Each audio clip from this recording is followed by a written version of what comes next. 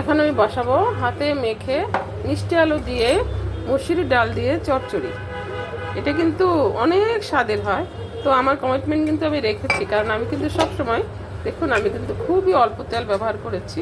তো ওই যে আমার উপকরণের মধ্যে এই যে মিষ্টি আলু আমার খুবই পছন্দের। এক সময় ছিল ডক্টররা বলতো যে ডায়াবেটিসের জন্য মিষ্টি কুমড়া, মিষ্টি আলু, তারপরে গাজর অনেক ক্ষতিকর, যেহেতু মিষ্টি একটু সুগার আছে। তো আসলে বিজ্ঞান মানে পরিবর্তন হচ্ছে, ডাক্তারের সেই ধরনের সতর্ক বাণী এবং ট্রিপসও পরিবর্তন হচ্ছে।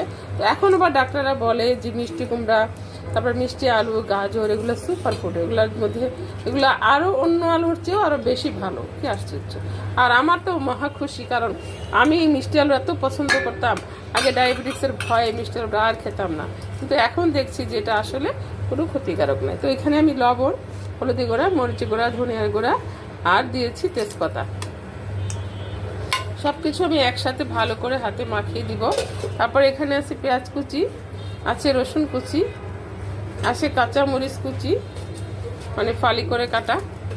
এটাকে আমি আগে ভালো করে মাখাবো, হাত দিয়ে সুন্দর করে একেবারে মাখিয়ে নিতে হবে সব জায়গায়, যাতে মশলাটা ঠিকঠাক মতো লাগে।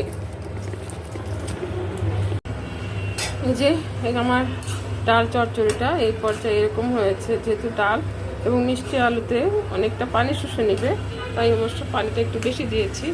আর চচ্চড়ি তো একটু ভেজা থাকলে ভালো লাগবে।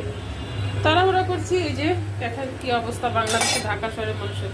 এনে একটু গ্যাসও নাই, তো ভাতের চাল ধুয়ে রেখেছি, এটা হলে চুলায় বসাবো। এই যে আমার ডাল চচ্চড়িটা এই পর্যায়ে এরকম হয়েছে, যেহেতু ডাল এবং মিষ্টি আলুতে অনেকটা পানি শুষে নেবে, তাই অবশ্য পানিটা একটু বেশি দিয়েছি।